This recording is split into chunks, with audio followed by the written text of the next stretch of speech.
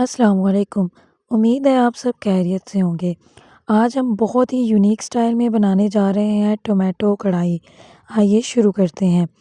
बिस्मिल्लाहिर्रहमानिर्रहीम। अगर अभी तक आपने मेरे चैनल को सब्सक्राइब नहीं किया तो सब्सक्राइब करें और वीडियो को ज़्यादा से ज़्यादा लाइक शेयर करें। यहाँ पे हम ले लेंगे 1 कप के करीब तेल, फिर इसमें जाएगा 1 चम्मच सूखा धनिया, 1 तेज़पात, फिर इसमें जाएगा 1 बादियान का फूल और 1 बड़ी कटी हुई प्याज। फिर हम इसको अच्छे तरीके से मिक्स कर लेंगे।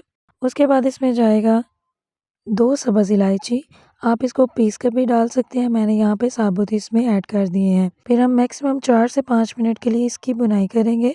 आप देख सकते हैं कि जो प्याज है हमारे ब्राउन हो चुके हैं। फिर हम इसमें ऐड करेंगे 1 चम्मच लहसुन अदरक का पेस्ट और इसको अच्छे तरीके से मिक्स कर लेंगे।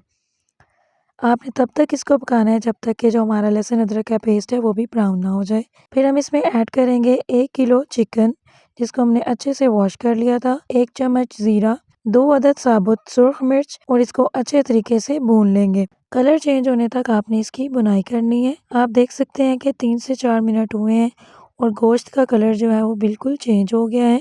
फिर हम इसमें शामिल कर देंगे 1 चम्मच नमक, 1 चम्मच दड़ा मिर्च और इसको मिक्स कर लेंगे। बेसिक से स्पाइसेस से तैयार होने वाली ये कढ़ाई बहुत ही चटपटी और मज़ेदार बनकर तैयार होती है। एक दफ़ा लाजमी इस रेसिपी को ट्राई करें। फिर हम इसको मैक्सिमम 2 से 3 मिनट के लिए ढककर पकाएंगे। आप देख सकते हैं कि गोश्त का पानी जो है वो रिलीज़ हो गया है।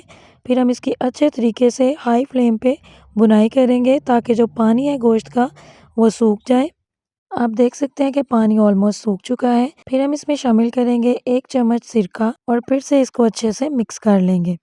उसके बाद हम इसमें ऐड करेंगे आधा चम्मच हल्दी, 1 चम्मच सुरख मिर्च पाउडर और इसको मिक्स करेंगे। उसके बाद हम इसमें शामिल करेंगे 400 ग्राम के करीब टमाटर जिनको हमने अच्छे तरीके से ग्राइंड कर लिया था।